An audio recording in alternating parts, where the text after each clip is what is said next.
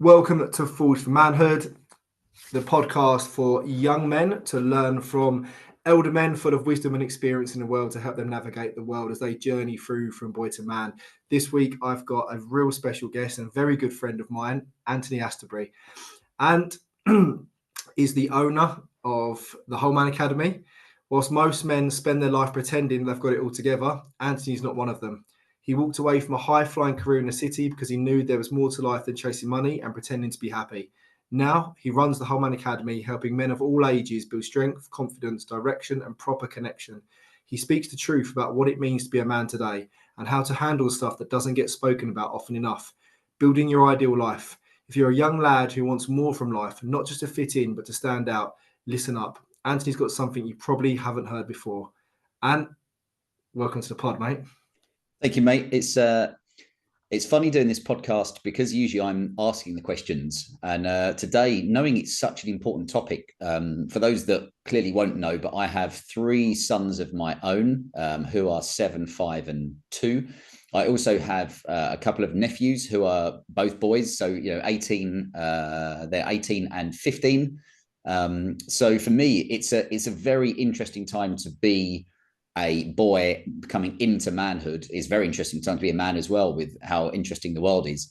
So I think it's a really important topic, and it's very rare I write notes for podcasts, but I realized I went through a couple of points, so I actually written some notes so I don't forget them, because there's nothing worse than finishing and be like, I forgot to mention this thing. So I'm looking forward to getting into this. Mate, I'm pleased you wrote notes because I don't write any. Like someone messaged this morning about coming on the podcast, and I'm like, what do I need to know? What can you ask me? Can I make some prep? I'm like, mate, like most podcasts, in my opinion, that there's like so much manufacturing going on. I know we've spoke about it, and I just wanted one where, like, especially for young men listening, we take away all the fluff. It's really nice when we've got like a nice pretty page and there's lovely music at the start and there's this great intro. And I'm just like, this isn't going to be me. For me personally, I'm going to be incongruent. It's not going to be raw. It's not going to be rugged. It's not going to be authentic for me if I fucking dress it up. And you get paralyzed by analysis, which was nearly me last week when I spent 30 odd hours on trying to get banners and pretty pictures done and everything else. And like I said to you on the last Friday when we recorded the first one, everything just broke down. And he was like, do you know what, mate? We're going to do this on Zoom. I'm just going to record it. I'm going to chuck it on Spotify.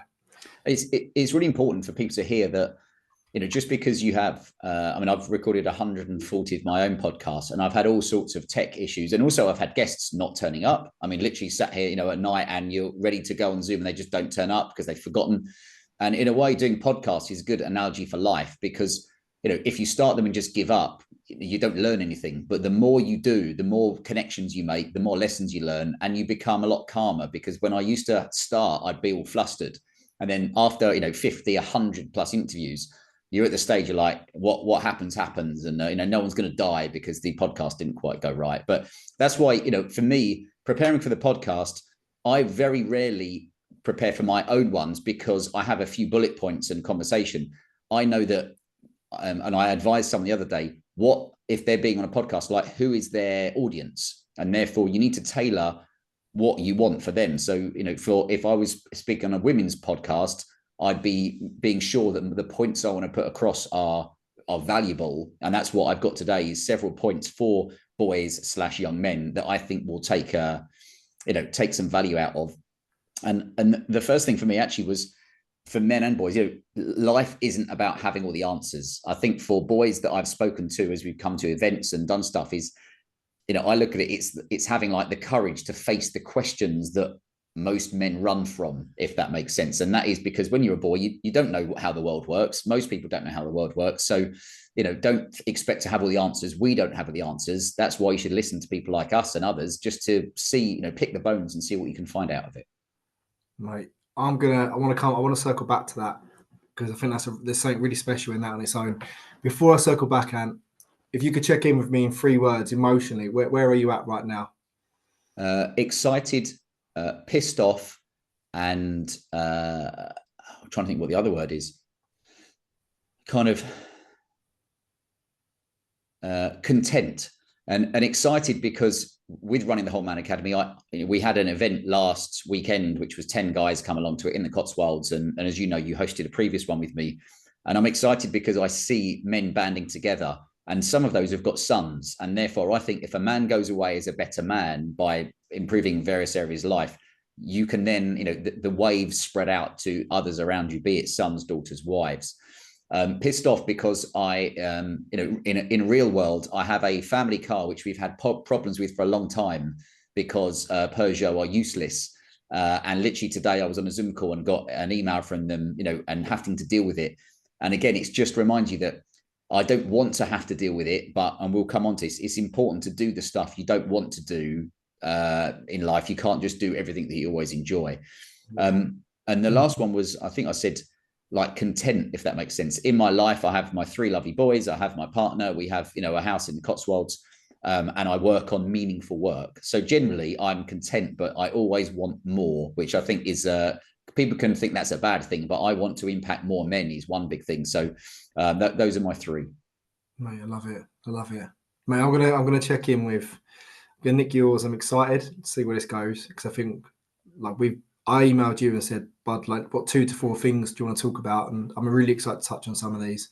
I'm feeling really calm and I'm anxious. As you know, I'm anxious the fact that I'm going to dish out the second podcast thinking the new microphone is going to work, and it hasn't. So the sound quality is going to be shocking again for this one, but it is what it is. And welcome to my world of podcasting.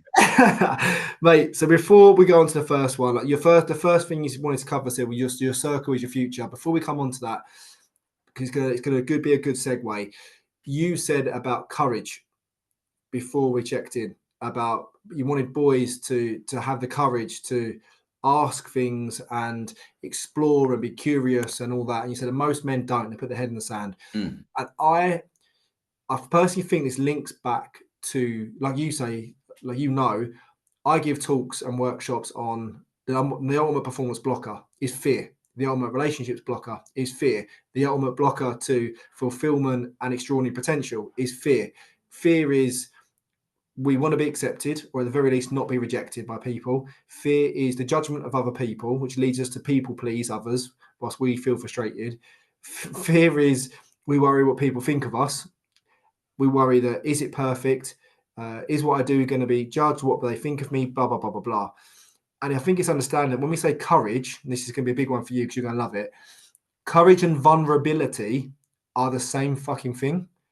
That we have men who make boys feel like vulnerability is weakness or having no authority, but then we go, yeah, I'm a courageous man. But vulnerability and courage are the same thing, because no one's done anything courageous without feeling vulnerable doing it. And I think it's really important for young men to understand that vulnerability isn't about holding hands and being in chanting circles and being weak and having no authority. And this is how you overcome it, by being together and crying together. Vulnerability is standing on your own 2 feet with a strong backbone and going, I'm going to courageously move forward because I want to be the best I can possibly be. And I've got a vision, a dream of what I want to get after. And for me to do that, I've got to summon everything from inside out. And if I fail, I fail. If people judge me, they judge me. They're going to judge us anyway. But if I'm, as you said, if I have meaning and purpose to what I'm doing, then I have to have the courage to be vulnerable on that journey. And it's important because often then you'll have people, if you post on social media or do podcasts, will say, okay, well, how do I become, let's say, more courageous and less, let's call it anxious, or, and kind of less feeling vulnerable. And I link it through to confidence. Now, I know I have an online quiz, which 350 plus men have taken, and I have all the answers from those. So it's incredible how I can see patterns. And so much, just like you said, links from fear through to confidence, because those guys want confidence to go after the job or the woman or the salary or the body or whatever that they want, or the life that's fulfilling for them.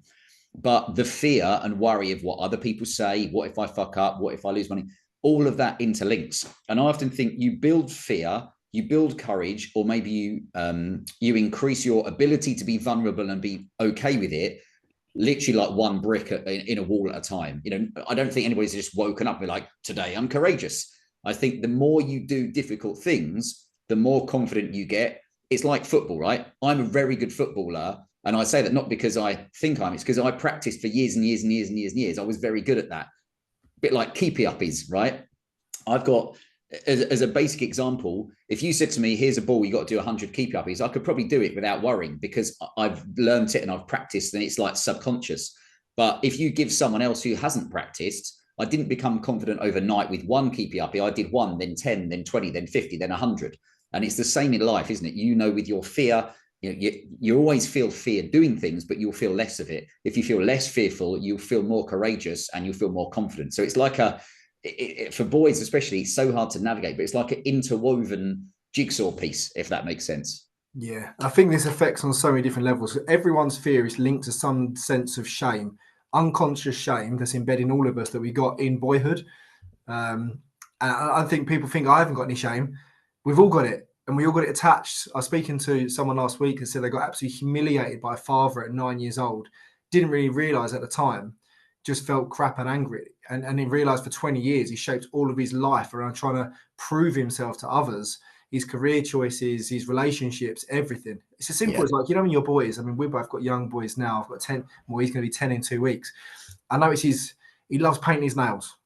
Whereas when we go to rugby, some of the boys are, oh, you paint your nails, and he doesn't care. Like we've talked to him about healthy disrespect. You know inside when someone's trying to tell you something and you're like, you're so off. And kids know that. Adults try to justify it and just do as they're told. Whereas kids are just like, I'm not listening to you. And he's got such a good, strong sense of self. But I notice as well, dancing. Like men don't like to dance because of the judgment of others, but boys love dancing.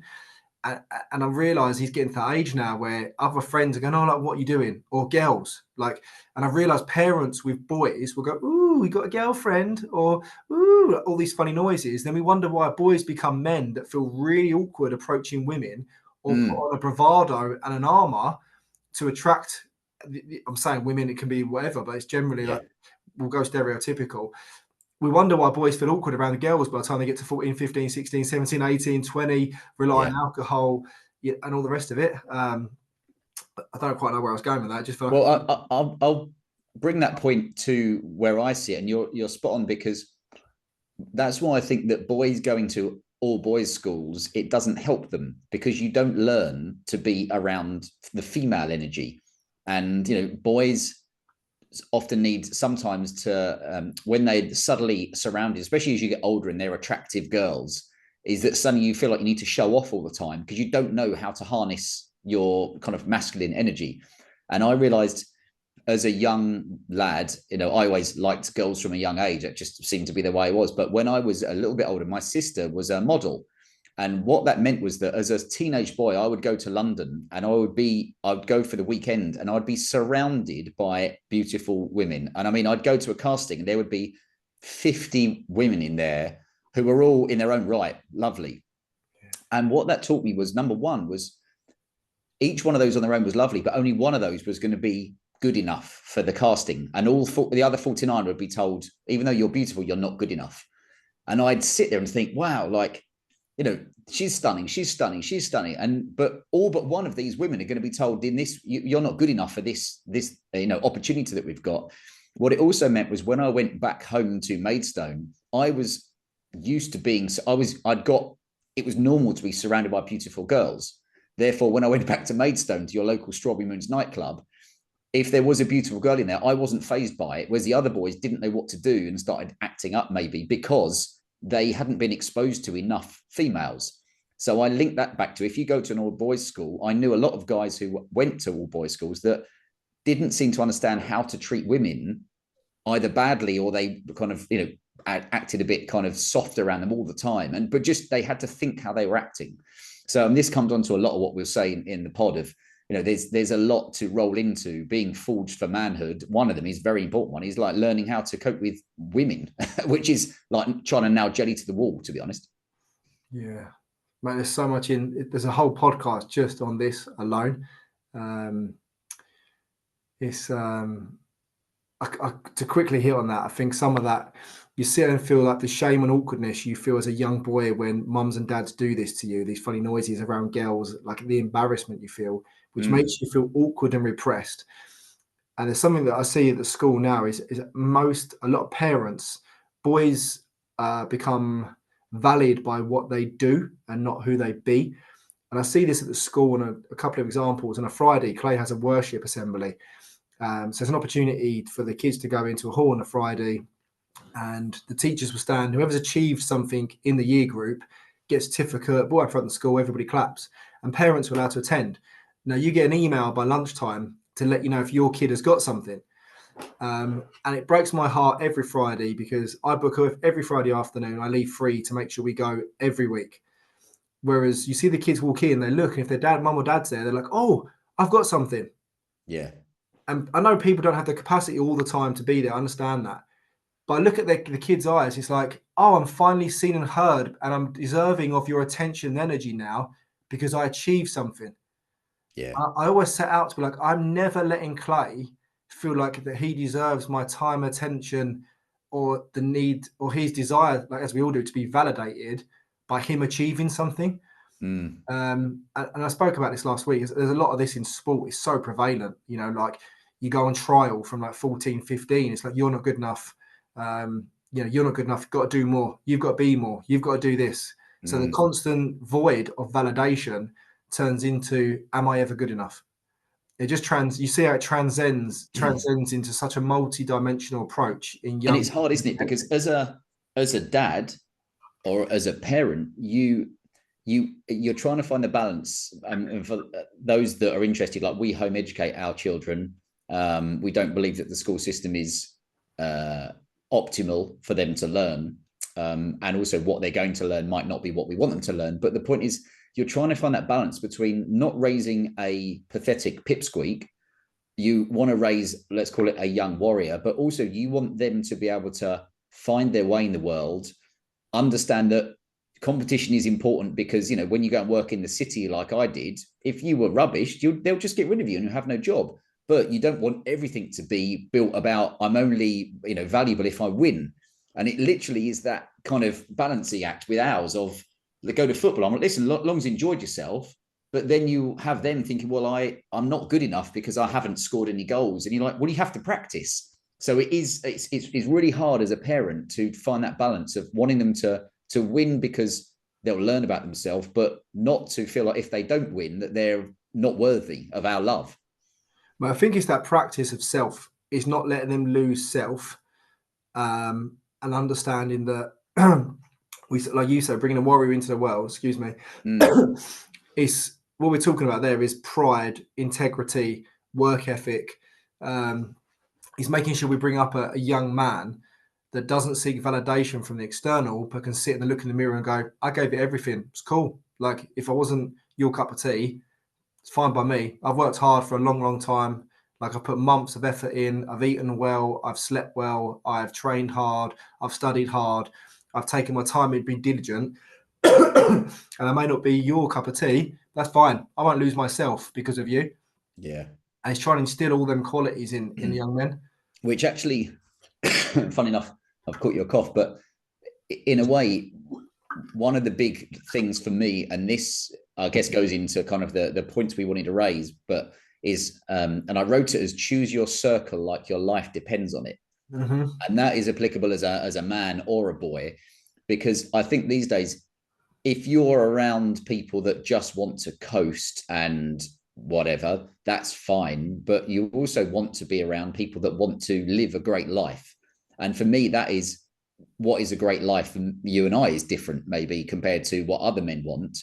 But you want to be around men that have standards, if that makes sense. And there's the old saying, like, iron sharpens iron. The point is, if you hang around with people that are going to waste their time and scroll all the time on social media and take drugs and fuck around, you'll reap what you sow. If you can start to think about bettering yourself and hang around with people that have got a slightly better outlook on life, for me, like, that will literally spread waves of possibility through your life.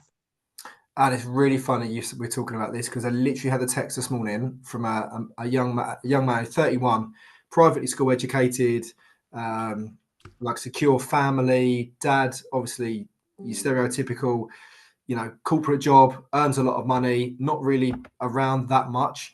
And he's gone off in his 20s, done what he thought he should do. And he's approached me this morning going, Rick, this leadership pathway stuff you do in private schools was never taught to us. My life's literally breaking down now. And I'm in a place where I need to navigate this world. And when I listened to the first podcast you've done, and he's like, I need to learn all this. Can you coach? Do you coach one-to-one and teach me what you're teaching these young boys? And you're like, God, do you know what? If I had £1 for every adult man that's reached out and females for what I'm doing in the independent schools, because of exactly what you spoke about, we're talking about like understanding what you stand for and stand against. You know, the opposite to fitting in is belonging. And when you try to fit in, you belong nowhere because you don't know what you stand for. You surround yourself with people that don't have a strong enough backbone to call out behaviors that are not what do we call it? It's like impactful to local community and society. People, you know this, Alex, we're both entrepreneurs. Like, people are very quick to go, what are your values? What do you stand for? And then I'm waiting for that. Brilliant. We've done all that work, but what do you stand against? Like, what do I know I stand against to have the backbone, the soft heart, the compassion, but also the conviction to know that sometimes I've got to stand alone in my belief of what I want to see in the world and who I want to be. Which is really, it can feel really hard. And, a good example, in a way, one of the other kind of, points further down for me was understanding how the game can be rigged.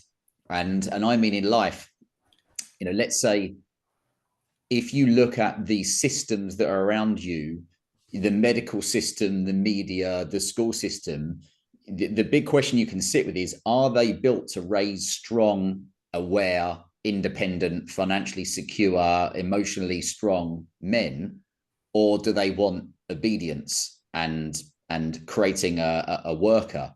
And that's one of those things I say is educating yourself on how the world works, because you will be, I think as you go through life, if you have social media for one, or you look at the news on it, you will be manipulated whether you like it or not. Subconsciously, they want your attention and your energy, and in a way to adapt your values to what the media want. And what you don't want to go through life is being a puppet. So for me, being able to question everything and anything around you as best you can, it forges boyhood to manhood, because I still know a lot of men that I would say are so brainwashed by the media that they can't ever think for themselves. They think they do, but they don't. So I would say, for any boy listening to this, when I say about knowing your path in life, we're told in a way the only path in life is to go to school, to get, to memorize as much stuff as you can to pass a test that's kind of pointless, so you can then get a job in a big corporation and get paid money to sit at a desk in a box for 200 hours a month until the day you're allowed to retire, and then go and enjoy life. What's great and links to getting around other men that are living their ideal life is, for you, can you look outside of the system and think, what if I learned from people that are where I want to be, running their own business, that are super fit, that are aware of how the world works, like surrounding yourself with those kind of guys, and understanding that, if you're ill, the doctor isn't always the best place to go. If you want a career, going and working for someone else is good, but you don't want to do it for the rest of your life and you have to ask permission for time off. If you work for someone else, there's basically a limit on how much you can ever earn. I know this. I have guys in my own network who, yes, they've got a good job, but there's two things. One, let's say they earn 60 or 70,000 a year now. Even if their salary got doubled, which it's never going to do, their ceiling is like 120 to 140,000 a year, and that's it. And you're going to pay 45% of that in tax. So for the child that's becoming a boy, becoming a man, realizing that the options are there for you to build your ideal life, but don't feel like the options are limited to the system or the matrix that's built around you. It's an interesting rabbit hole to go down. Right. I love this. I've recently done some of this. We talked about habits and identity with a big group of boys recently I've been working with. And we do some vision work, like 5 years from now, 3 years from now, 12 months from now, 6 months from now, and how you link what you need to do now with where you want to go in the future. You would not believe how many of them, when questioned to think for themselves without external influence, drew a blank on what life they actually want that didn't fit the traditional model. And I it was a shell shock, because they're so deeply challenged when they finally get someone in a room that goes, what does the vision of your life look like? And they're like, oh, career. And I'm like, no, start with lifestyle. Like, how do you want your lifestyle to look in 5 years? Who are you around? Where do you live? Where do you go? Like, what sort of people are energizing you? What energy and value you bring into the world? Start there, and then let's work back. And a Yeah. lot of them like, oh God, no one's challenged us to think like this before. And you're like, these are well-educated young men, in the independent school sector, and they're not being challenged to go, get out the box. There's the door. Let's see what's actually out there. But you know what's exciting, Ant, is they are starving for it. Like, they love it when they want challenge. Like, they've got such an appetite for challenge and to see a complete different viewpoint of the world. Isn't that important though? Because I would say it doesn't matter if you're, a 20-year-old, 50-year-old, 70-year-old, or a 14-year-old. I talk a lot about the framework of, like, I call it an ignite formula. And to run through those things, you would say that step one is like that you have a silent struggle. Now, that might mean that, it's just a challenge in your life, whatever that is. But I would say that awareness of that challenge is key, because if you don't know that you've got an issue going on, then it doesn't really matter. But perhaps we could come on to AI in a minute, because I think that's very important for boys to understand. But I call it like your AI mindset, your attitude and intentions. Because if you want to coast and you just want to settle for an average mundane life, like, that's great. But if you have the intentions to do something exciting with your life, you got to make sure you consume these kind of podcasts. You try and get to events. You set up a LinkedIn profile as early age as you can and start networking with people. But the biggest one for me there is, I have massive respect for guys that are in great shape, because you can't buy great shape. You have to put in the sets and reps and the press ups. No one can do your press ups for you, which is why for me, it's like, what's it say? Train like a warrior and rest like a king. Is that you want to be mentally and physically strong for whatever comes your way as a boy and as a man. But if you put in the work now, when you're 15, 17, 19, when your testosterone is high, you can sculpt that strong body that will last you decades, as opposed to the man that stays, never goes to the gym, never lifts weights, doesn't look at his protein intake. You might need to be that strong man for your family and and anybody else one day. And starting now, wherever age you are, with making sure you're, a capable, strong boy, lad, man, for me, is like so important. You can't even put a price on it. Yeah, mate. There's I think, especially in today's the challenge I know they're dealing with is the fine line of, like, social media is a big player in this. The young men now, the fine line of, you've got, they can't be what they can't see, right? So you've got many fathers who are pretty much like a Homer Simpson. Goes to work, works hard for his family, brilliant, but sit there with his beer down the pub. And there's all sorts we can undo with that, which I don't want to go down that rabbit hole just yet. But treats life like the Homer Simpson, falls asleep in front of TV on a Sunday, doesn't get on the ground and play with the kids. There's all them kind of things. And then the other part of that is boys that go on social media and go, oh my God, I need the six pack. Oh my God, I've got to look this way. I've got to have the pecs. I've got to have this. And you meet boys, especially in 16, 17, who are training like bodybuilders and losing all their functionality. Like this, you would not believe, mate. I'm doing some yoga or some animal flow a lot of the time when we're looking at how we overcome stress and a bit of anxiety and find flow through the body. Hardly any of them, and it's embarrassing because some of them have got semi-professional contracts with rugby clubs. So when they leave school, they can't even hold their body weight and crawl on a floor. And I'm like, this is embarrassing. Like, boys, you should be able to still be connected to being functional. We've got this fine line of teaching boys that to have real pride in their body, but to use it in functional ways. How many of them pick up 60-kilogram sandbags, throw it over their shoulder a few times, and get on the floor, do some press ups, then sprint 400 meters, come back? Like, a lot of them are just like, oh, but where's the mirror? Do you know one of the biggest? If let's say someone's listening to that, and it could be a guy in his 20s upwards, let's say in adulthood or boyhood, one of the greatest easy tests you can do is go and do an obstacle course race. And because you said experience. This is where you don't want to be a let's say if you could build the perfect male physique to, and not aesthetically how it looks, but how it performs. What I see you want to be is like a soldier. And what I mean by that is you need to be able to run, 10 miles, but you also need to be able to lift a 60-kilogram sandbag and do the monkey bars and not have zero upper body strength. And that's where, when I was in the city, I got bored of playing football, and I broke my ankle and I'd had injuries, and I was like, oh, I'm just done with it after 20 years of playing. And I started doing obstacle course races. And what I realized very quickly was, if you're a brilliant runner but no upper body strength, you're not very good. If you've got massive upper body strength but you can't run, you're not very good. And that balance in the middle, in a way, for me, is like the perfect mix of, can you lift heavy weights? Can you run? Can you sprint? Can you crawl? Can you, are you living with a body that feels loose as opposed to completely rigid?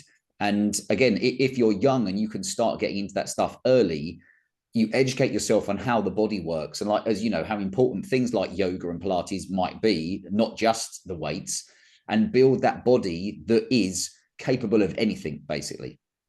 I love that. I always say to the boys, we've got to look at the body as a transportation to experience life.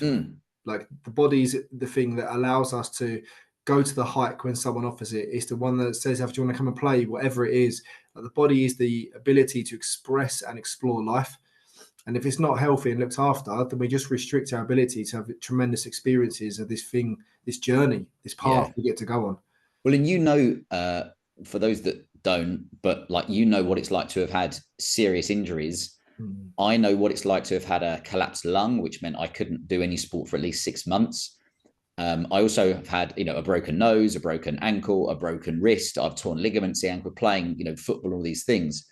And when you lose that ability, literally your life feels like it's crumbling, because if you're not physically fit, it's so hard. And knowing I have guys in my network that are in a wheelchair because they had a car accident many years ago. And for them, you realize what you don't appreciate and you don't value is your ability to be able-bodied. And when you speak to guys that are like in a wheelchair and say, what I'd give to be able to just go for a fucking run or be able to pick my kids up if they've fallen over. And, for me, it's like, you got to take care of yourself. And you're right. It doesn't have to be a cover model body, but it needs to be a strong, capable body that can withstand, say, a 10-mile run. You should be able to run a marathon. I don't think running long distance is good for you, but if you're capable of it, and you should be able to do, pull-ups and bench press and all this stuff as a well-rounded man. Hence why I call my business the whole man, because if one area is letting you down, it might drag the rest of it down. Yeah, mate, I think this is a great bridge to lead us into tech, because we have a similar message. I'm always like, cut everything off. Like, turn off all your social media for a month, turn off your news for a month. Let's see what you believe about yourself and the world. Go ghost or go monk, as the terms are. Yeah, exactly. And I'm always like, if you should just shut the whole thing off for a month, because let's be honest, like, no one on these platforms really gives a shit about any of us. And we don't miss out on anything. If we turned everything off, what would you eat? How would you think? What's your beliefs about the world? How do you use your body? You know what I mean? And I think it's a brilliant segue into talking about, like you said, don't let tech use you, use it. Yes. It's, in a way, I look at it that you need to turn AI and social media into, because they are just a tool, but you need to turn them into a weapon as opposed to an emotional crutch.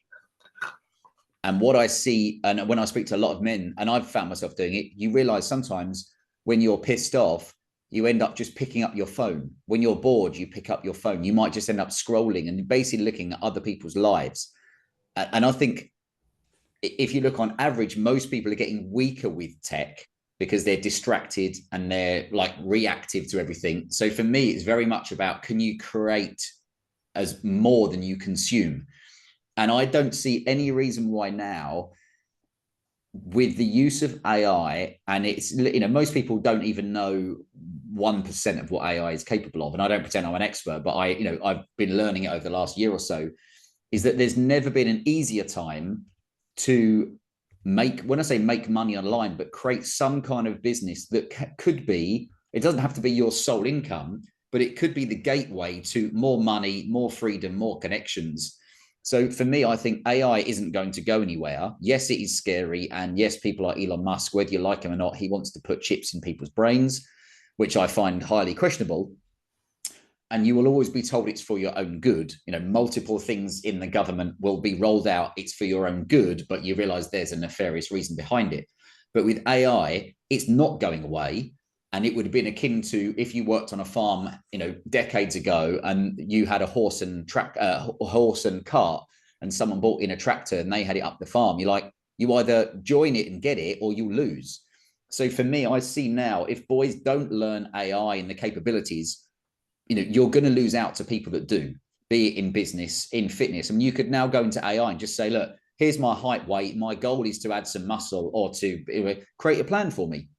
You don't need necessarily personal trainers, like it or not. It's going to do away with a lot of jobs. But I think for a lot of people, they'll allow themselves to be replaced by AI because they weren't useful enough. They weren't valuable enough. So for a child, I think the other thing they'll come up against is adults don't understand AI. So people fear what they don't understand usually. Classic example, Bitcoin. I mean, you know, Bitcoin's been around for 15 years now. You ask, you know, 100 people on the street, probably 95% of them, 95 out of the 100 still don't really understand what Bitcoin is. Well, if they can't understand that now, AI is so much newer than that, that you'll try to speak to people about AI and explain it, and they just won't get it. Whereas I try and explain to people, it opens up a world of possibilities. So for me, it's look at social media as a tool, and you've got to think about creating, not consuming. What, mate, if you could give, I mean, I've got my own ideas on this, but people are probably gonna be sick of sometimes of me sharing that.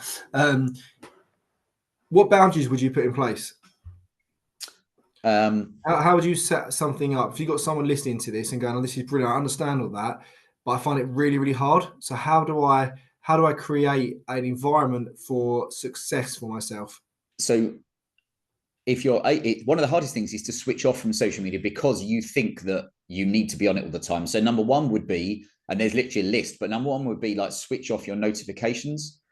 I mean, you know, it's things like LinkedIn, for example. If I open my phone, you know, there's some great films where it will explain that it will send you notifications because it wants you to go back on the platform. So the little round dot with a 1 or a 2 or 3 makes you go, oh, this might be something. So turning your notifications off can really help.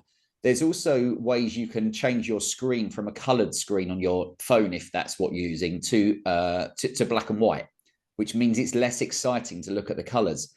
But I would say, as opposed to trying to limit your time on social media because it is hard, don't limit your time, use it better. So I have a concept called the 1 night a week man, and that's 1 night a week. And what that means is, if you said 1 night a week, I'm going to try and create something like improve my life, let's call it a side hustle for argument's sake.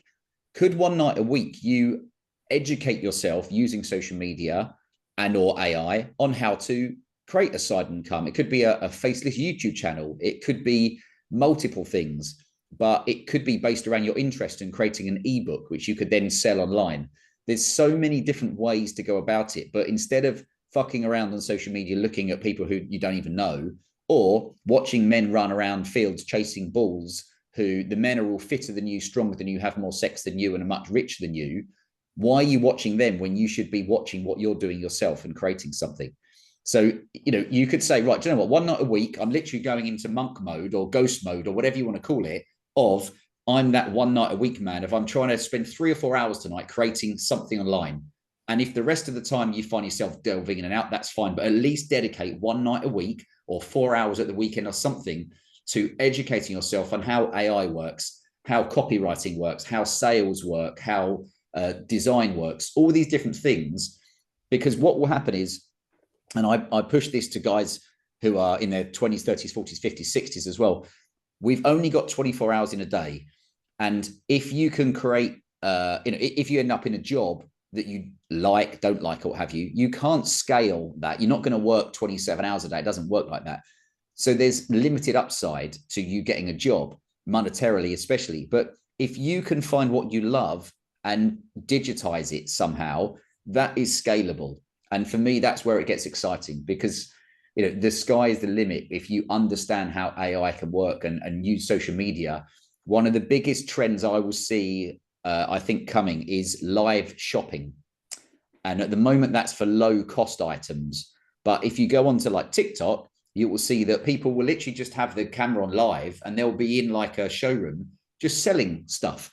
And what you'll often find is people will pay more than they could have bought it in the shop because it's from someone, and we're kind of lazy. We can sit there on our phones scrolling. So imagine if you now, as a 16-year-old, said, what am I interested in? Let's pick rugby. I'm gonna chart on social media my learnings. So you're not saying you're an expert, but your learnings about rugby as a 16-year-old. How can you tackle better, be stronger, run faster, learn better rules, whatever it is, better skills? You could create an ebook around that. You could go onto a site like Gumroad, which means you don't pay any fee unless you sell it. You could then share that in rugby Facebook, channels and what have you, and you might make some money from it.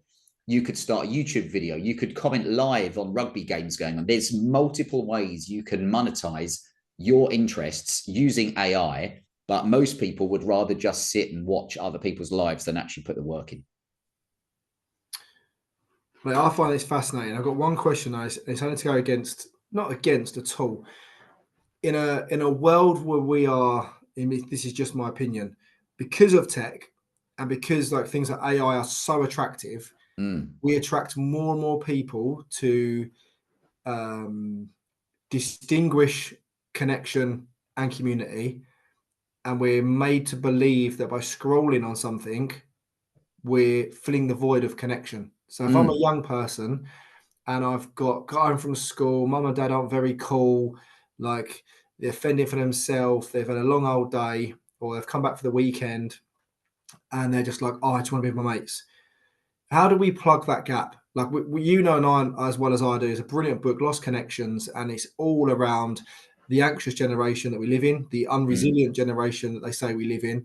And I always say it's nothing to do with the youngsters. It's all to do with the adults. It's all to do. They're a mirror of the world we've created for them, and we can't blame them. So when we talk about the lack of contribution in our local community and our global community, and the lack of empathy and the lack of conviction of standing for something, if we promote all these things, where then can we create a segue where we are back in person to person in a room where the real world? The real world, and it's so important. The real world, like, I mean, AI. You make some really brilliant points, and I've bullet pointed some of those things down for myself. But at the same time, my work and all my fulfillment and my superpower is when I'm in a room. And this comes back to, I think, this point one we made about like who you hang around with. It's not just who you hang around with; it's how you hang around with them. And you and I now are talking on tech, so we should celebrate the fact that you and I have had hours and hours and hours of conversations in the past, and 90% of them have been via tech. But also we know that probably the most valuable time we had together was when we spent a weekend together. So it is, people talk about work-life balance. Sometimes you look at life and tech balance as another one.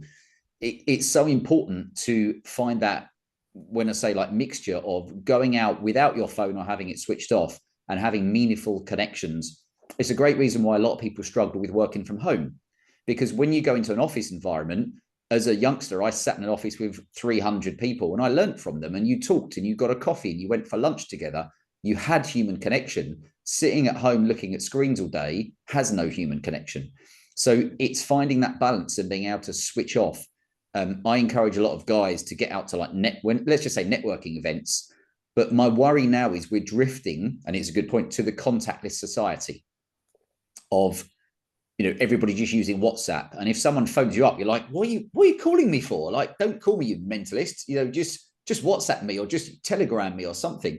So there has to be a huge value put on for boys getting out into nature, and if possible with your shoes off and grass under your toes, in woodland or whatever. So it's about saying, do you know what? Spend time on tech, because that can really help you find more freedom and purpose in life and connect with more people. But also, equally, you must have time where you disconnect completely. Yeah, I think some of that is really, we're probably going to have like adult listeners to this as well. And I think a lot of that is when you look in your environment, who you surround yourself with, how many adults sit in their home environment with young boys and the phone's next to them while the TV's on? How far away is the phone from the dinner table? How many boundaries do we put in place as adults for young people that observe? You know what I find funny at is schools that go, yeah, we've got a no phone policy. That's real. Why are you walking around the corridors then texting on your phone, teachers?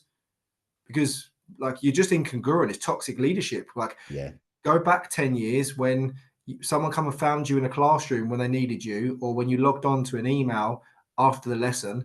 You can't tell boys and girls this is a like mobile phone tech free area, but You're only on for it. you, not for me. Yeah. Like, and this is where people go, I don't know why the kids are like they are. Well, because of the adults. Like, Yeah. and it's just, I think it's for the young men. What the message is, humanity needs you to have a strong backbone. Understand adults are so unaware of their actions, yet they want to project onto you. Take ownership. Like, Yeah. we're gonna. There's very few people like you and me out there who have the level of self awareness, who've done so much deep work in ourselves to be the best we possibly can in leading our life and our families. Mm. And this with some of the few. And I I think it's just think passing. Sorry, mate. Passing I back think to young men listening. It's going to need them to listen to this and go, okay, I can't do anything about them. They're going to project, but they're so unaware of their actions. I can take a foot forward here. I can lead. Yeah. And there's the key of it comes down to is your decision, isn't it? And we all have, I would say, coping mechanisms. But ultimately, I've had it before where, I realized when I worked in the city, if you had a good day, you wanted to go and drink alcohol to celebrate. If you had a bad day, you wanted to go and drink alcohol to commiserate. And if there was a party, it included alcohol. And it's not that I used to drink a lot, but when I did drink, I'd drink a lot because it was like a tap that opened. And I then had to stand back and look at myself and think, why am I drinking alcohol? What am I numbing? Am I numbing pain? Is it just an emotional crutch? And for boys, ultimately, it comes down to your decision, because if you're strong enough to have conviction in your own choices, then it doesn't matter what is going on around you. You're able to look and kind of step back and think, do you know what? Like, yes, you're eating shit, you're watching rubbish, you're scrolling all night, you're doing whatever. And that could be brothers, sisters, teammates, parents, whatever. I'm strong enough in my own will to know what I am and am not standing for, basically, which isn't easy. And I'd like to pretend that all the men I know have got that nailed. No one has, but if you're a work in progress, you're working in the right direction. And that leads on to trajectory. This is one thing that I would always say to kids and boys and men and retired men, whatever, is what is your trajectory? If you feel like things are going down in your life, be it financially, physically, mentally, spiritually, family, whatever it is, educationally, what can you do to flip the trajectory so it's going up instead of going down? Yeah, I love that, mate. I love that. I feel like there's gonna have to be a part 2 to this. Mate, if before we shut this down, is there anything that I haven't asked you that you wish I had? One point I would say about when we say like Forged for Manhood, the transition is missing. In my understanding of it, tribes and different cultures years ago had a ceremonies to take a boy from feeling like he was a boy, and obviously it's only an event, but it marks an occasion when you feel like you're going from a boy to a man. And now there's very few trials, very few mentors. There's very few clear moments where it's like, now you are a man, and that ends up leading to boys feeling like disconnected, seeking approval. So for me, it's important to look around and say, how can you find ways to test yourself to feel like you're going from a boy to a man? Because you're not born strong. I don't think you're made strong through your life choices. So that for me is, seek out discomfort through pain, pressure, tests, challenges, and see how that makes you go from a boy to at some point feeling like you're a man. Yeah. That's a long-winded answer for your question, but you see where I'm going with it. Yeah, no, I love that, mate. I was talking to someone the other day about you're one of the people I've shared the idea with, but I think most men get to a point in their life where, because they haven't been through that, the question always comes, do I have what it takes? Mm. And it's only those of us that have gone through a lot and made sure we've deliberately sought intentional discomfort and growth in a purposeful way, that we're not sitting here shivering in self-doubt, asking ourselves questions. Yet most men, because they never did that as a boy, are always asking, am I enough? Am I good enough? Do I have what it takes? And then we put our head in the sand. Yeah. So yeah, mate, I love that. Mate, a bit of a deeper question before we check out. But what is the world asking from Ant right now? The world for me, I see it as my role, forgetting family and being a dad and all that stuff, which is kind of obvious. That is probably the most important thing. Is how can I affect more men? And at the moment, in a way, those men are the ones that are, I would say, successful but unfulfilled. So for me, it's how can I reach more of those men and then kind of bring them into the tools and ideas and strategies and events and network that I have, because I see it as that ripple effect. You take a man who maybe is 40 odd and he's a dad and he's works or he's got a business, what have you. If you can help him improve his life and take ownership, that ripple effect helps his kids, his colleagues, his parents, his wife, everybody around him, and in theory, his community, which at the moment, I would say, in a country that feels like it's being steadily dismantled, the fabric of it, having a strong community around you is going to be very, very helpful and valuable in months and years to come. Nice, mate. Where can everyone find you, Ant? Easiest way is on the website, which is wholemanacademy.com, or just search Anthony Astbury on LinkedIn or Instagram or TikTok or wherever else you can think of, basically. Love it. And what 3 words would you check out with, bud? Relieved, because I need to go for one in a minute, and silence, because my kids have gone out and it's just nice to have a bit of peace and quiet whilst I'm doing a podcast. Mate, I love it. I'm going to check out with insightful. I'm going to check out with